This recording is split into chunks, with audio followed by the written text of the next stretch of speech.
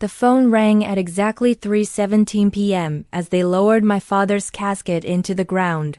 And when I answered through my tears, a voice identical to my own whispered the words that had been our secret bedtime ritual for 18 years. Stars can't shine without darkness, little moon. My blood turned to ice because my father James had never told that phrase to anyone but me. And the man we'd just buried had taken that secret to his grave, or so I'd believed until this impossible moment. I stepped away from the graveside service, my black dress rustling against the October wind as mourners continued their final goodbyes to the man who'd raised me alone since my mother died when I was 3. The voice on the phone was female, with the same slight rasp I heard when I recorded myself singing, the same cadence I used when reading aloud. It was like listening to myself speak words I'd never said. "Who is this?" I whispered, pressing the phone closer to my ear, as if proximity could force an explanation from the impossible. "Stars can't shine without darkness, little moon,"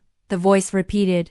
And I could hear tears in it now, the same breaking quality my own voice carried when I was trying not to cry. "He told me you'd remember. He said you'd know what it meant."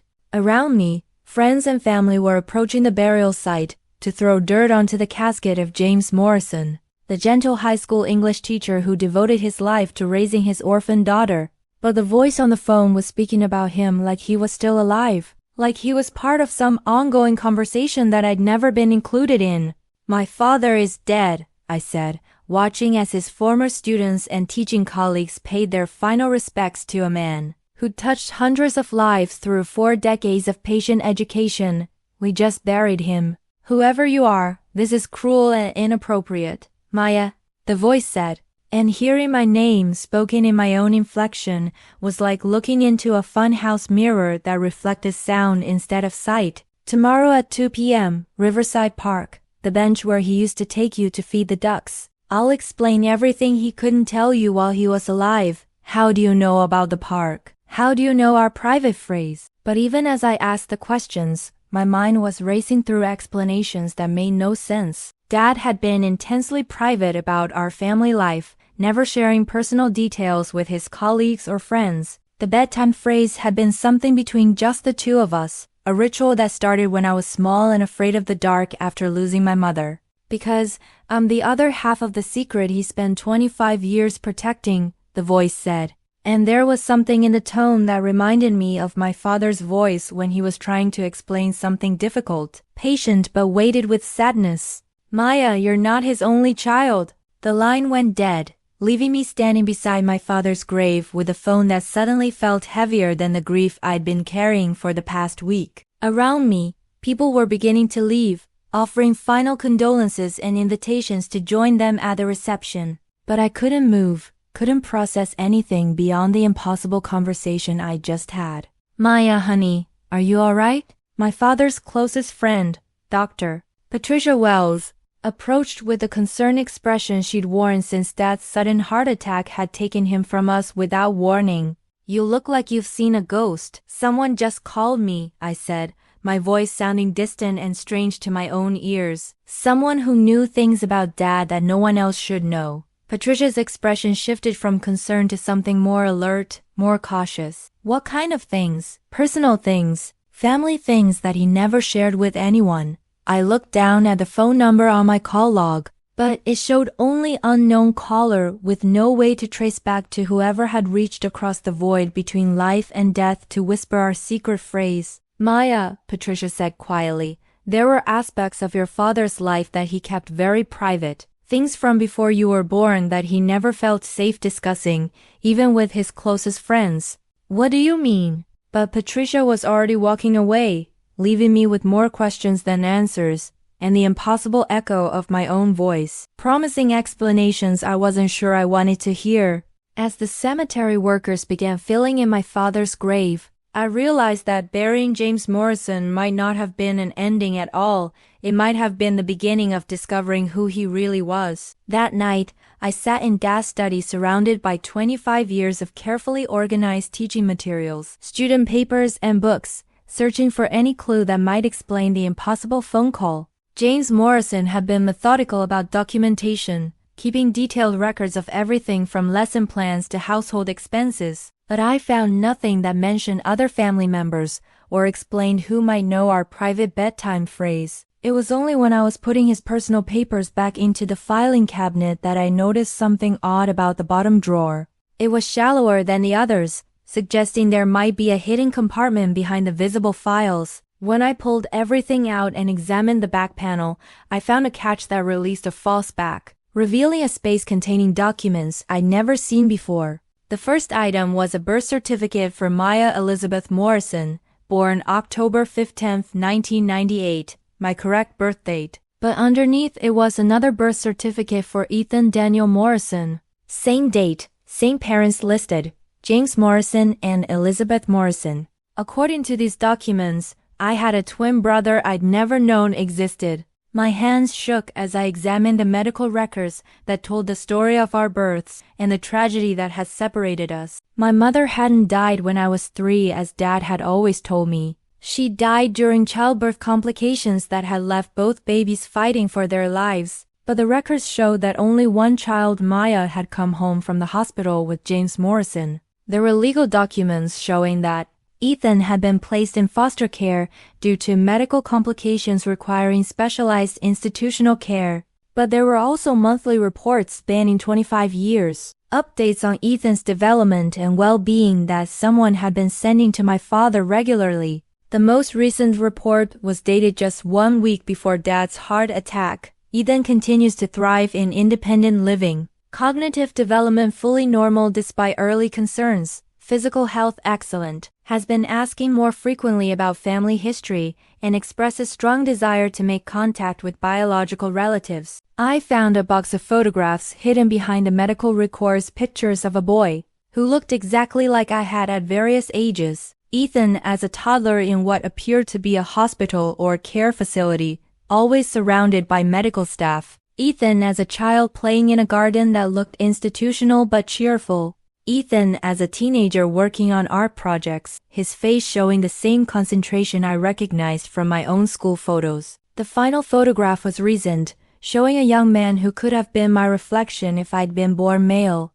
Same dark hair, same green eyes, same stubborn chin that I inherited from Dad, but there was something in Ethan's expression that was different from mine, a wariness, a caution that suggested he'd learned early that the world could be dangerous for people like us.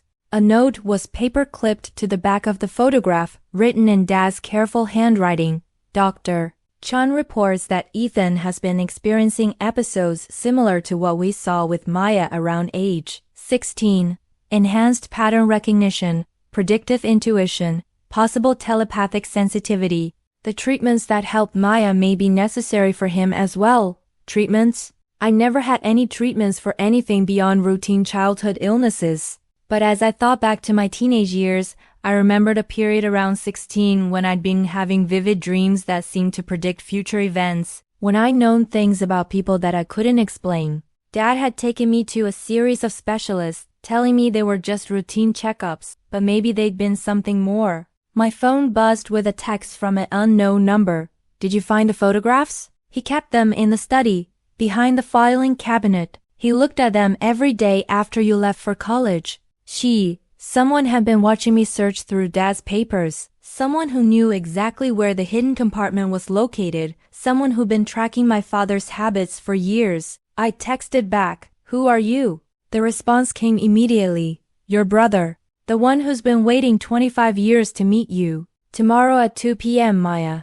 I'll answer every question Dad couldn't." I didn't sleep that night. Instead, I sat by my bedroom window watching for any sign of surveillance, but the suburban street remained empty except for the occasional late-night dog walker. Yet I couldn't shake the feeling that someone was observing me, studying my reactions to the revelations I discovered in Dad's hidden files. The next morning brought more evidence that my life was being monitored by someone with intimate knowledge of our family routines. When I went to make coffee, I found the kitchen exactly as Dad always arranged it. But with one small difference, the sugar bowl had been moved 3 inches to the left, positioned exactly where I preferred it, rather than where he'd always kept it. The change was so subtle that most people would have dismissed it as memory playing tricks during grief. But I lived in this house for 25 years, and Dad's kitchen habits had been as predictable as sunrise. Someone had been inside our house, someone who knew my preferences well enough to make adjustments that felt natural rather than intrusive. I called Dr. Patricia Wells, the only person Dad had trusted with personal information about our family. When she answered, her voice carried a tension that suggested she'd been expecting my call. "Patricia, I need to ask you about something Dad said to you yesterday at the funeral, about aspects of his life that he kept private." "Maya, honey, perhaps we should discuss this in person. Are you free this morning?" "I'm free now." "And Patricia, someone has been in our house, someone who knows details about our family that they shouldn't know." The silence that followed was too long, too careful. "I'll be right over," she said finally. Patricia arrived within 20 minutes, carrying a medical bag and wearing the expression of someone who'd been dreading this conversation for years. She sat across from me in Dad's study, looking at the space where I'd found the hidden compartment with resignation rather than surprise. "He told you about the filing cabinet, didn't he?" she asked quietly. "You knew about the secret compartment? You knew I had a brother?" "I've been monitoring both of you since you were born," Patricia said, and suddenly her decades-long friendship with my father took on a different meaning. "Maya, I'm not just your father's friend.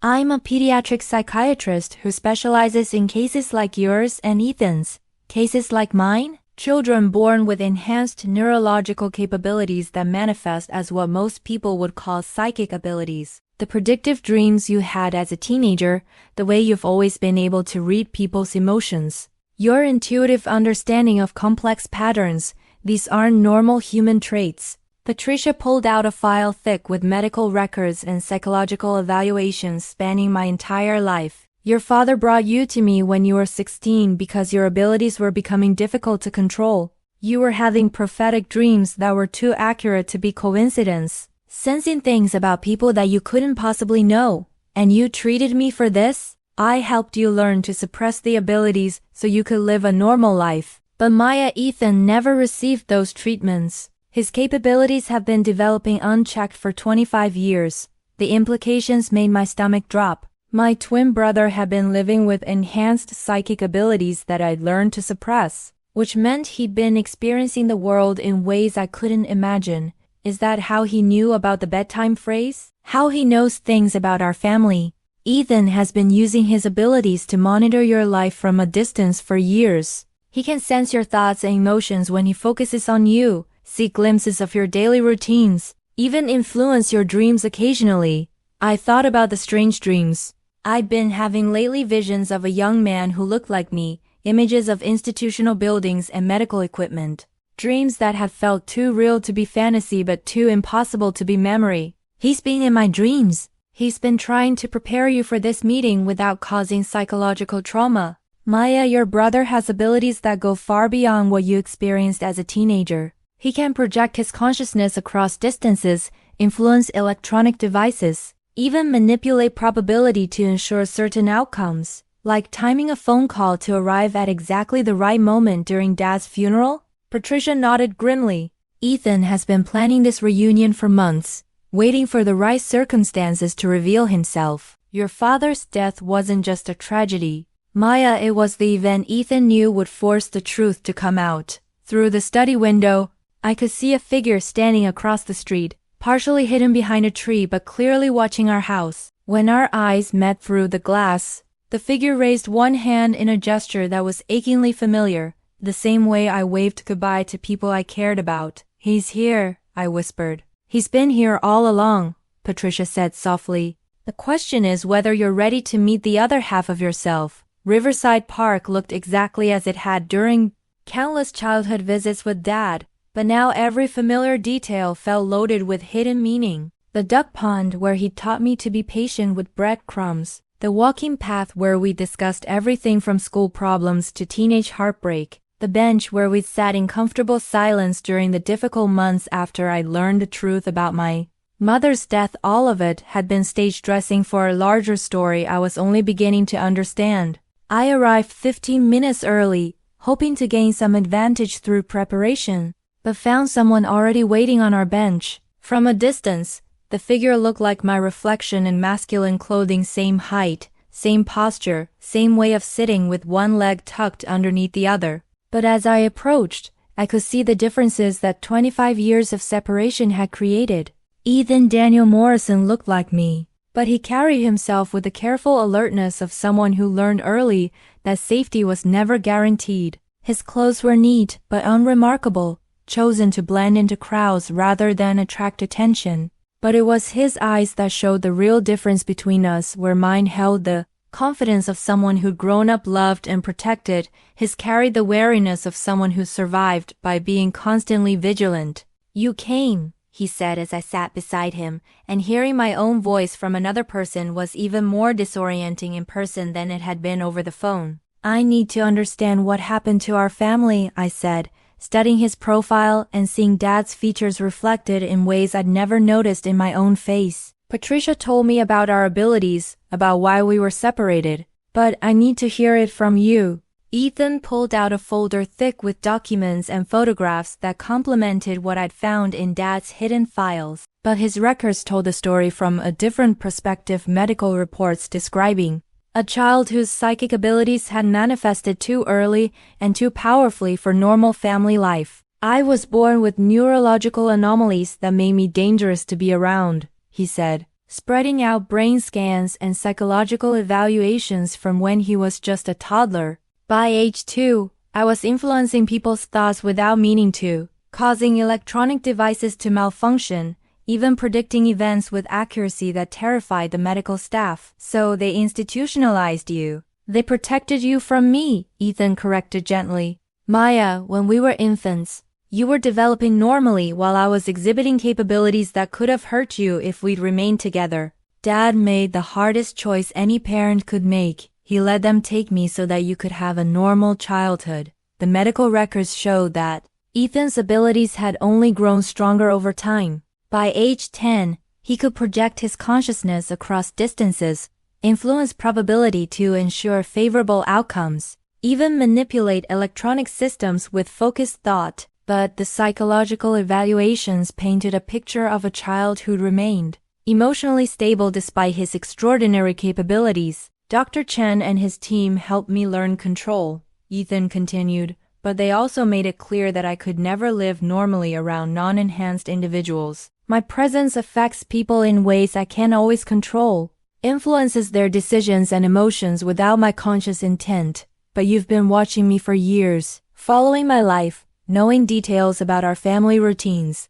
I've been protecting you," Ethan said, and there was something in his tone that reminded me of Dad's voice when he was trying to explain difficult concepts. "Maya, our abilities aren't just random genetic mutations. We're part of something larger, something that certain organizations have been monitoring for decades." He showed me government documents with classification stamps, reports from agencies I'd never heard of describing enhanced individuals who posed potential security risks or opportunities depending on how their capabilities were utilized. "There are people who would want to study us, use us, control us if they knew what we could do." Dad spent 25 years keeping both of us hidden from those people, maintaining the fiction that I was just a disabled child in institutional care while you grew up believing you were completely normal. "But I'm not normal either, am I?"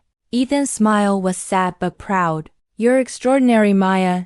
You just learned to suppress your gifts so well that you forgot you had them. But they're still there, waiting for the right trigger to bring them back." Around us, the park was filled with ordinary people living ordinary lives, families with children, teenagers playing basketball, elderly couples feeding ducks. But sitting next to my twin brother, I felt like we existed in a separate reality where impossible things were not only possible but inevitable. "What happens now?" I asked. "Now that Dad is gone and the secret is out?" Ethan's expression grew serious, and he glanced around the park with a careful assessment of someone checking for threats. "Now we decide whether to continue hiding what we are, or start using our abilities to protect other families like ours." "Other families?" "Maya, we're not the only ones. There are dozens of enhanced individuals scattered across the country, all living in hiding, all struggling with capabilities they can't share with anyone. Dad was part of a network that helped protect people like us, and now that responsibility falls to us." Ethan led me to a small cafe several blocks from the park. choosing a table by the window where he could monitor the street while we talked.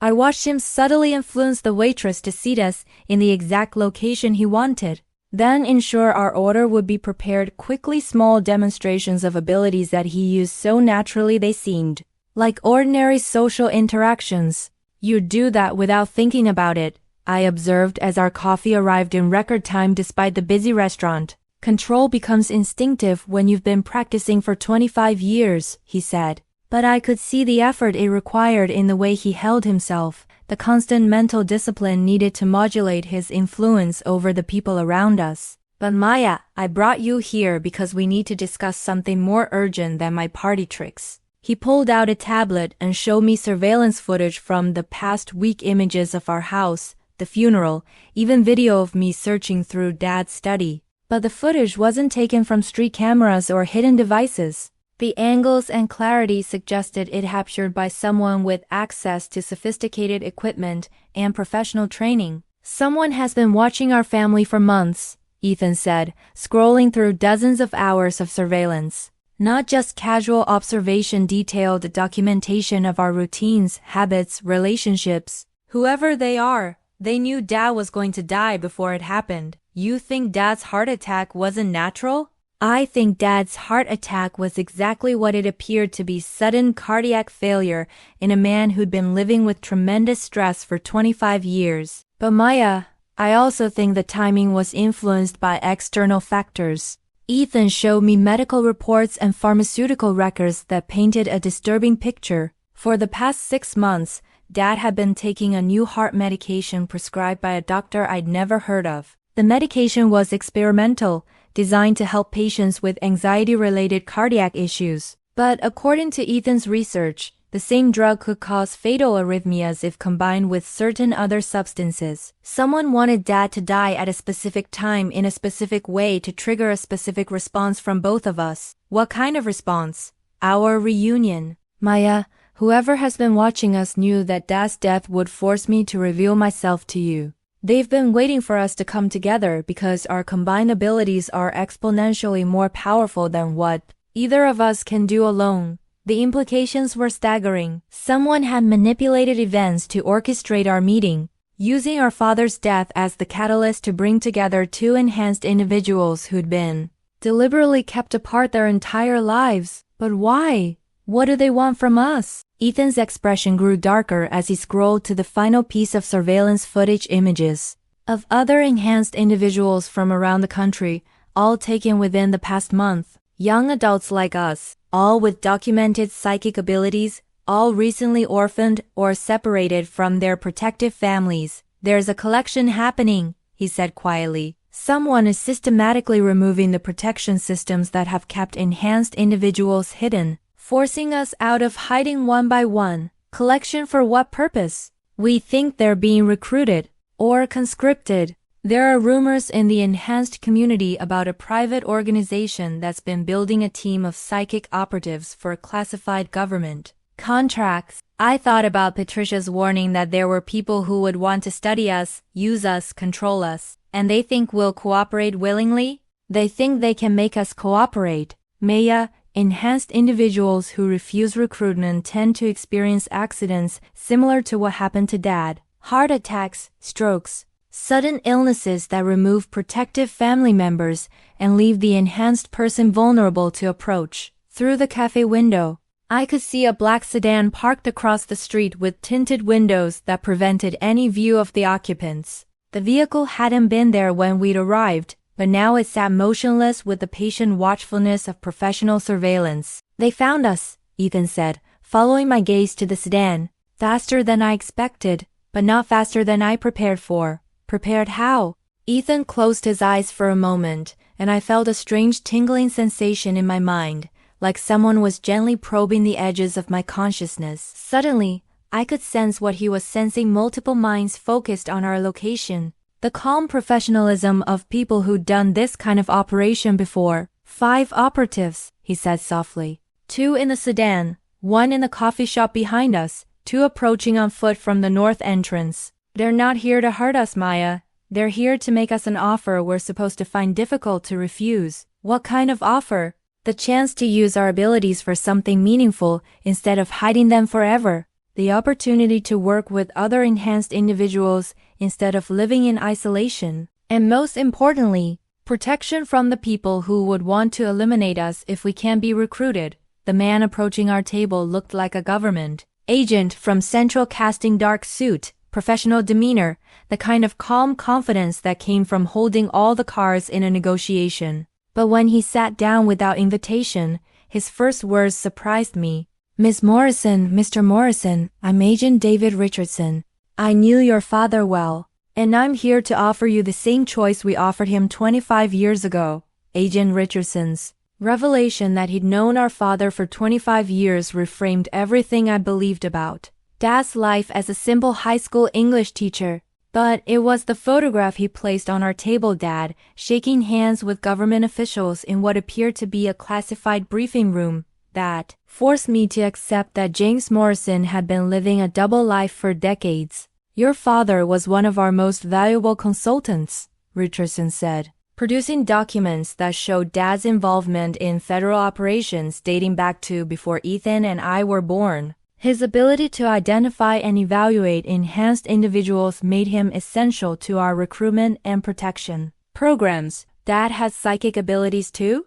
I asked, studying the official reports that described James Morrison as having exceptional intuitive assessment capabilities and reliable threat evaluation through enhanced pattern recognition. "Your father could read people in ways that save lives," Richardson confirmed. He could identify enhanced individuals before their abilities fully manifested, predict which ones would become dangerous if left uncontrolled, and assess which ones could be trusted with sensitive operations. Ethan was studying the agent with a focused attention. I'd seen him use when analyzing threats, and I could feel his consciousness brushing against Richardson's mind, gathering information that wouldn't be shared voluntarily. "He's telling the truth about Dad," Ethan said quietly. "But there's more he's not saying. About why they recruited him initially. About what happened to our mother." Richardson's expression shifted slightly, acknowledging that he was dealing with someone whose capabilities exceeded normal interrogation resistance.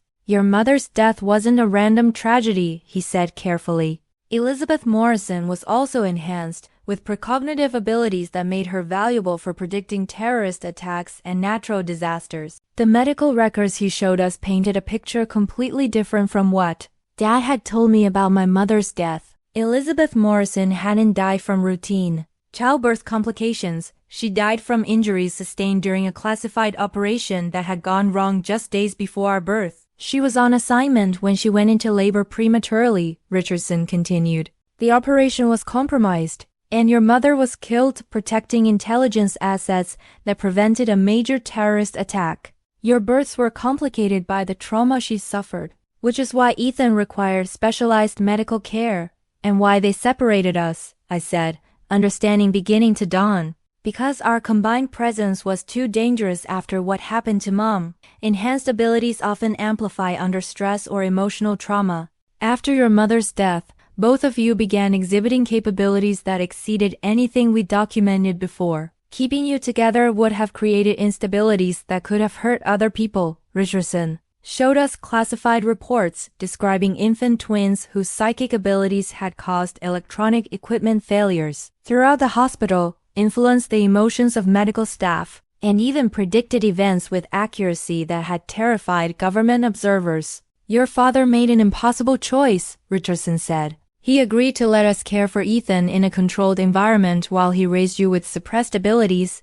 in exchange for protection for both of you and continued involvement in our operations." "So, Dad was working with you all these years?" "Your father helped us identify and protect dozens of enhanced families over the past 25 years. His assessments prevented recruitment of unstable individuals who could have become dangerous, and his recommendations helped us provide support for families struggling with children like yourselves." But it was Ethan who asked the question that cut to the heart of why Richardson was here now. "What changed? Why are you revealing all this to us now, after Dad spent decades keeping it secret?" Richardson's expression grew serious, and he pulled out intelligence reports that painted a disturbing picture of recent events. Someone has been systematically eliminating our enhanced consultants and their families. 12 deaths in the past 6 months, all appearing to be natural causes or accidents, but all targeting people who've been involved in our protection programs. Someone is hunting enhanced individuals? Someone is eliminating the people who've been protecting enhanced individuals.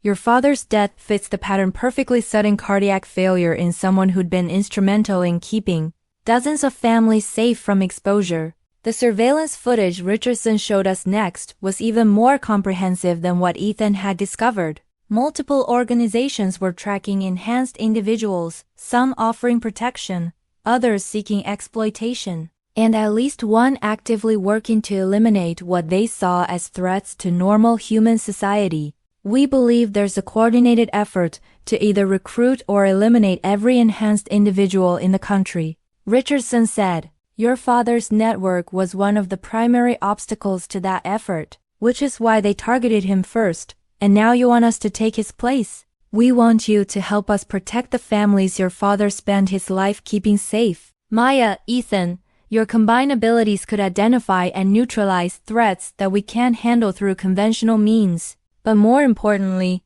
you could continue your father's work of helping enhanced children learn to control their gifts instead of being destroyed by them. The cafe windows, I could see that the surveillance team had been joined by additional vehicles. Whatever decision Ethan and I made about Richardson's offer, it was clear that our days of hiding were over. What happens if we refuse? Ethan asked. Richardson's answer was honest and chilling.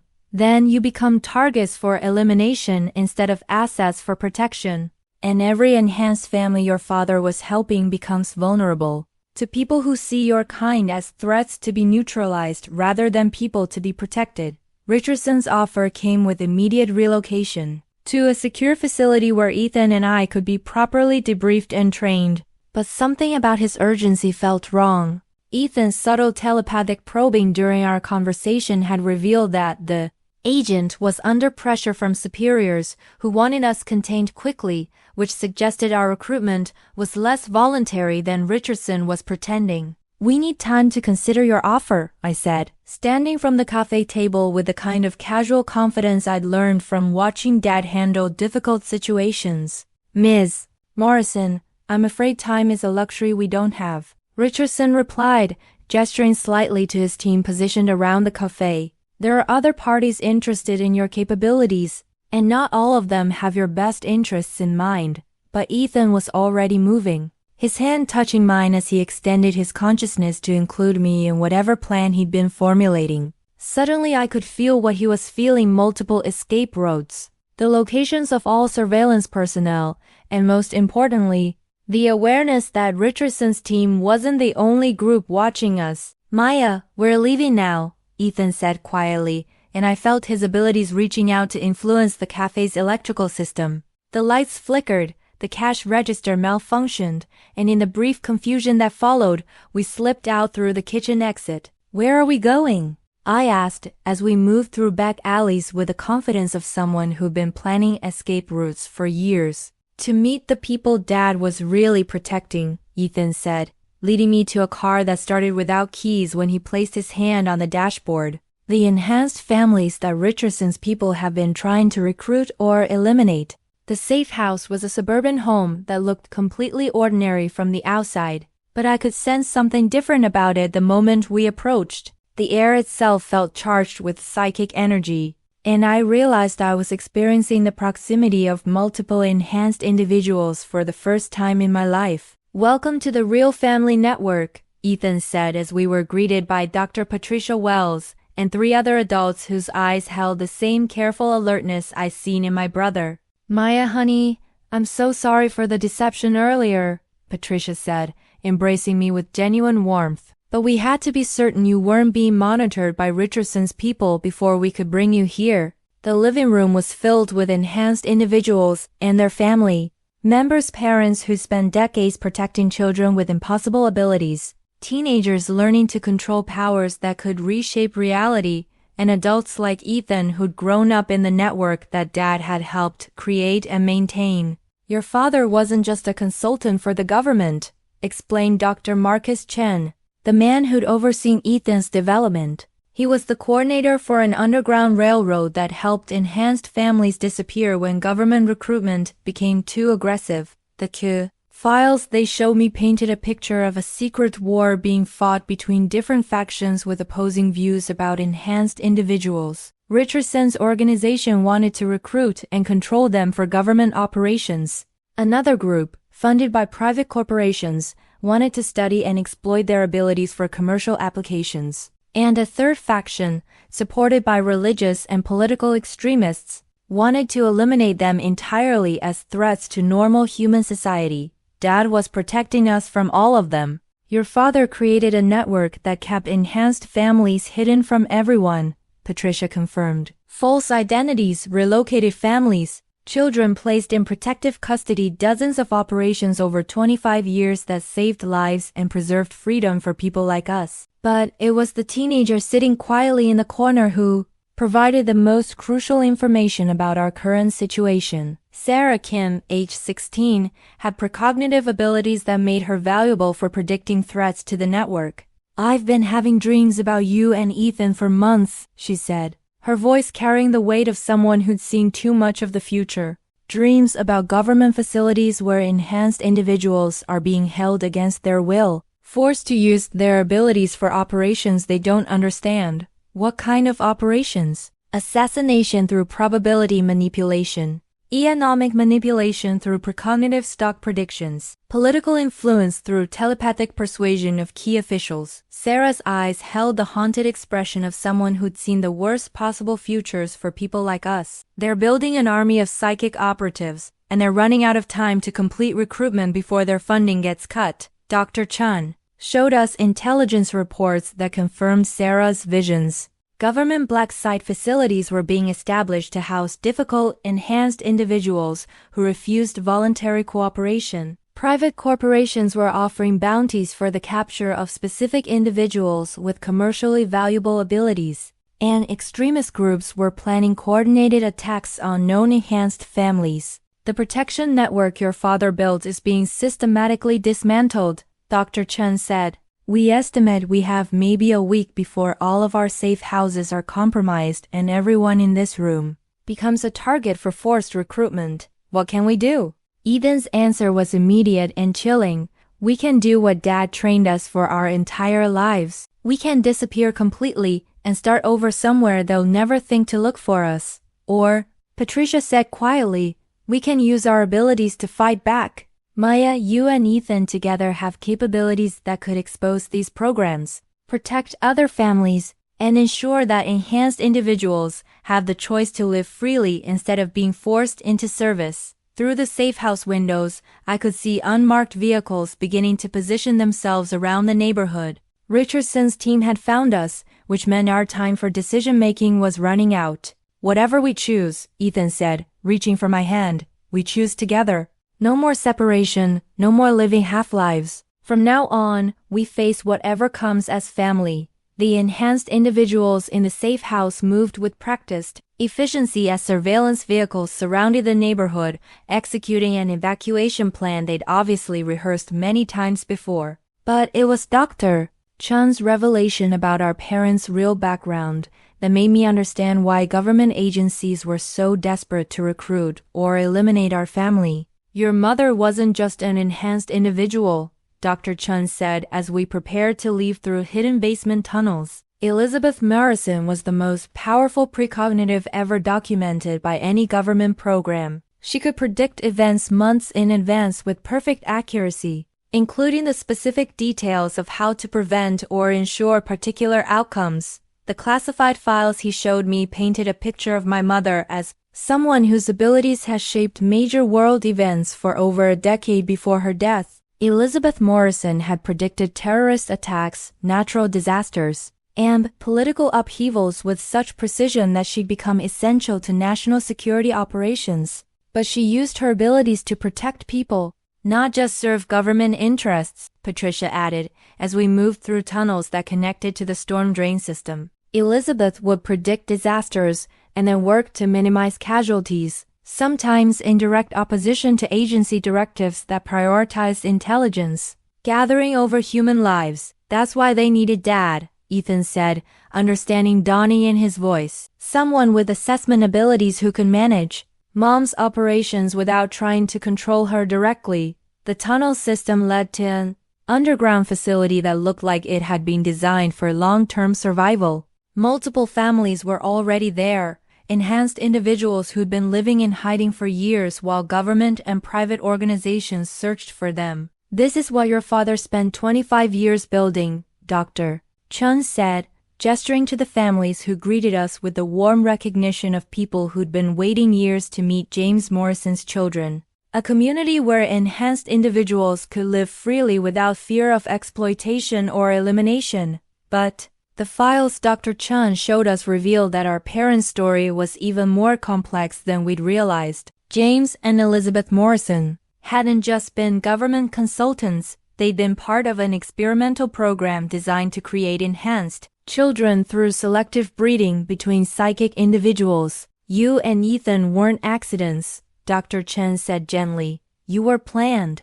Your parents were paired specifically because their combined genetics were predicted to produce children with exponentially enhanced capabilities. The breeding program documentation made my stomach turn. Government scientists had been treating enhanced individuals like laboratory animals, manipulating their relationships and reproductive choices to create successive generations with stronger and more controllable abilities. Our parents fell in love as part of a government experiment? Your parents fell in love despite being part of a government experiment, Patricia corrected. The agency paired them for breeding purposes, but James and Elizabeth chose each other for reasons that went far beyond their genetic compatibility. Final piece of the puzzle was a video recording made by our mother just days before her death, hidden in the underground facility's archives and marked for viewing only by her children when they came of age. Elizabeth Morrison looked exactly like I would have if I'd been born 25 years earlier,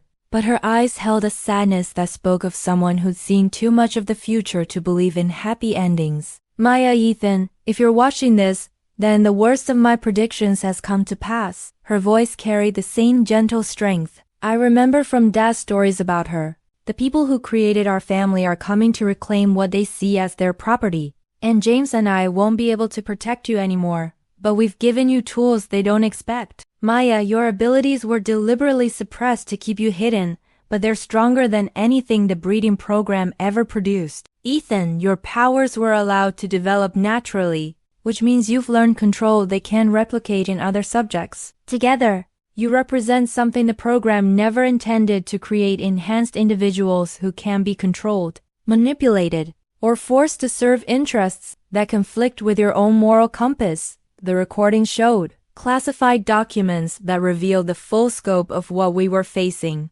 The enhanced breeding program had been expanded internationally, with dozens of government and private organizations attempting to create psychic operatives for intelligence, military, and commercial applications. But the program is failing, Elizabeth continued. Enhanced individuals created through forced breeding lack the emotional stability needed for complex operations. They're powerful but unstable, dangerous to themselves and others. You and Ethan are different because you were created through love rather than manipulation.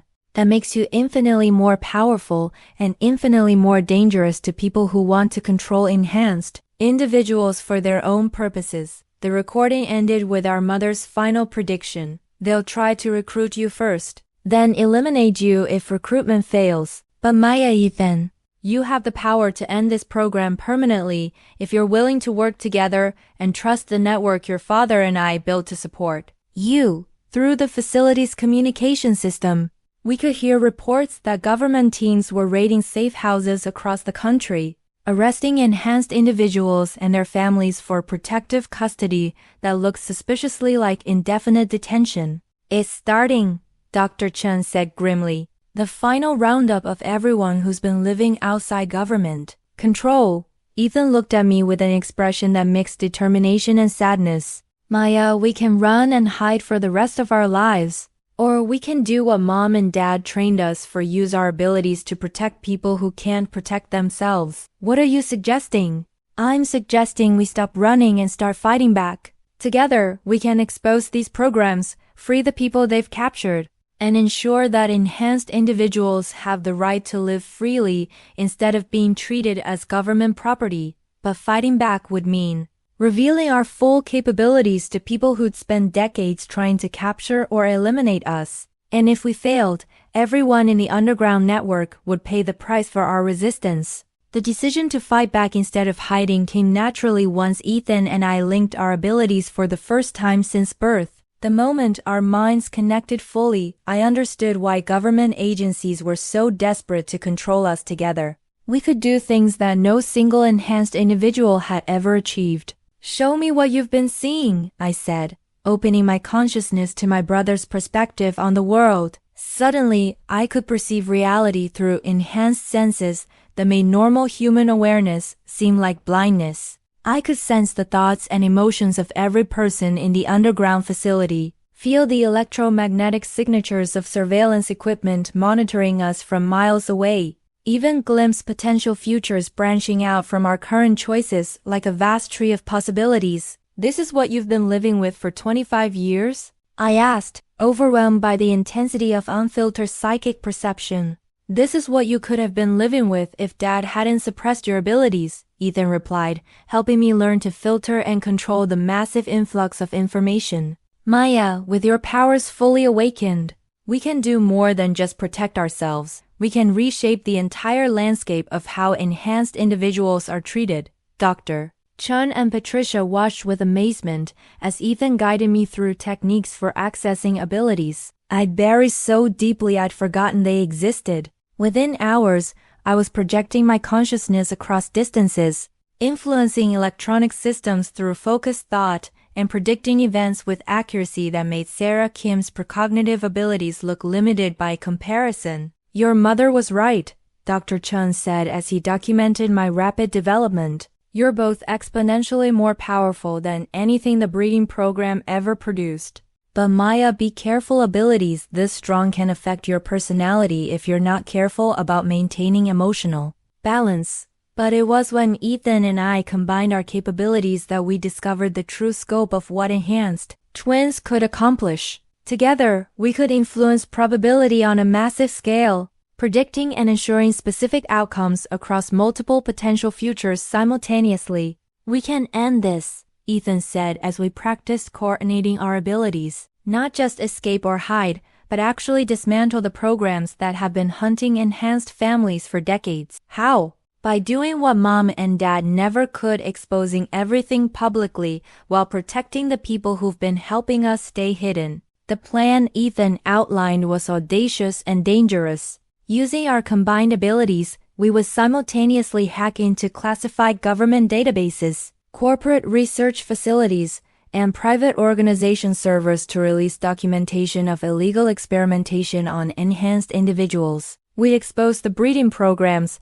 the forced recruitment operations, and the elimination campaigns while ensuring that the evidence couldn't be suppressed or discredited. But we'll also ensure that every enhanced individual currently in custody is released simultaneously, Ethan continued. Probability manipulation on a scale that creates system failures in every detention facility at exactly the same moment. And the people who've been hunting us will find themselves dealing with congressional investigations, international human rights tribunals, and criminal prosecutions that they can't escape or influence. Patricia and Dr. Chun helped us prepare for an operation that would either free enhanced individuals permanently or result in our capture and the exposure of everyone who'd been protecting us. But as we worked, I began to understand something about my brother that made me realize why he'd been kept isolated for 25 years. Ethan's abilities weren't just powerful, they were growing stronger every day,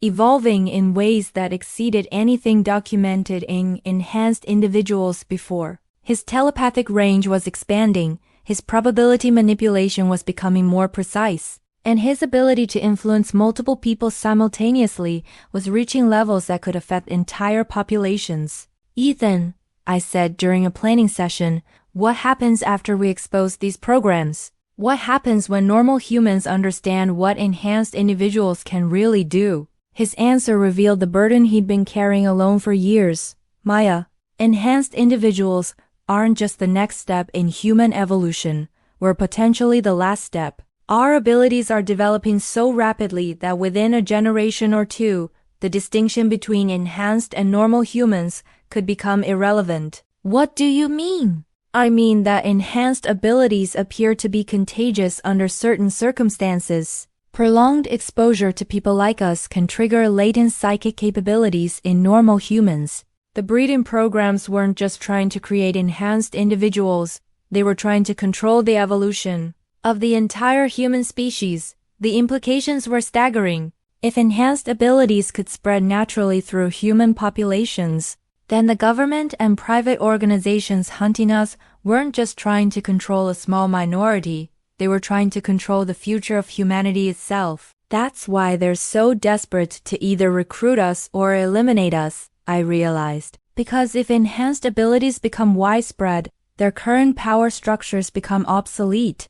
Exactly. And Maya, that's why our operation can't just be about freeing enhanced individuals, it has to be about ensuring that human evolution happens naturally rather than being controlled by people who see enhanced abilities as tools for maintaining their dominance. As we prepared for an operation that would either liberate enhanced individuals or expose us all to elimination, I realized that my reunion with my twin brother had given me more than family. It had given me purpose that went far beyond our individual survival. We weren't just fighting for the right to live freely. We were fighting for the right of humanity to evolve without being controlled by people who saw enhanced abilities as threats to be eliminated or weapons to be exploited. The operation began at midnight on the anniversary of our mother's death, with Ethan and I linking our consciousness so completely that the distinction between his abilities and mine disappeared entirely.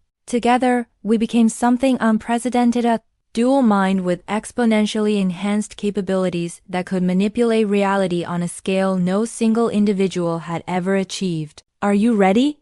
Ethan asked as we positioned ourselves in the underground facility's communication center, surrounded by equipment that would amplify our psychic abilities across vast distances. Ready to end this, I replied, feeling my suppressed abilities fully awakening for the first time since childhood. We began by accessing every classified database simultaneously, our combined consciousness flowing through electronic networks like water through a broken dam. Government servers, corporate research facilities, private organization archives, all of them open to us as if their security systems were merely suggestions rather than barriers. What we found exceeded even our worst expectations about the scope of enhanced individual persecution. Hundreds of children have been kidnapped from their families for breeding programs. Dozens of detention facilities held enhanced individuals who've been declared dead to their loved ones. Research programs were conducting experiments that would have been considered war crimes if performed on normal humans. But we also found something that made our mission even more urgent: Project Synthesis, a classified program designed to artificially trigger enhanced abilities in normal human populations through targeted exposure to psychic individuals. They're planning to create enhanced humans under their control, Ethan said as we downloaded terabytes of classified documentation. Not natural evolution, but forced mutation designed to produce psychic operatives who can't function independently. The Project Synthesis files revealed that our reunion hadn't been accidental. Government agencies had manipulated Dad's death specifically to bring us together, knowing that our combined abilities would be too powerful to remain hidden. They planned to capture us during our first meeting and use our linked consciousness to trigger enhanced abilities in selected normal humans. We were bait, I realized. Everything that's happened since Dad's funeral has been designed to force us into the open. But as we continued accessing classified information, something unexpected happened. Our psychic abilities began resonating with enhanced individuals around the world, creating a global network of consciousness that connected every person with psychic capabilities regardless of their location or circumstances. Suddenly, we weren't just Maya and Ethan Morrison working alone. We were the focal point for hundreds of enhanced individuals who'd been waiting their entire lives for someone to coordinate resistance against the programs that had oppressed them.